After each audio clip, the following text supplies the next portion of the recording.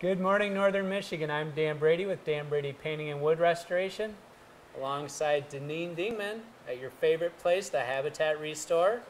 Yep. I see you revived a cool table here. Well, we get just about anything donated here. Anything and everything. And somebody donated this tub or drum from a washing machine.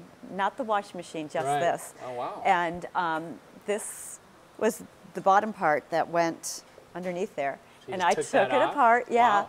But it's just so beautiful and shiny, and the texture, and I just thought it was really great.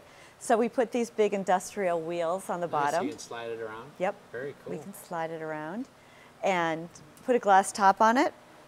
Wow. And there you have it. So you guys can come in here and find whatever and come up with something really creative. This still has lots of possibilities. Absolutely. I'd like to put some rope lighting inside with all these little holes. I think it would be neat. It would be fun in any room. Yeah. Nice work. Come on That's down it. to the Restore and pick this baby up. Have a great Friday.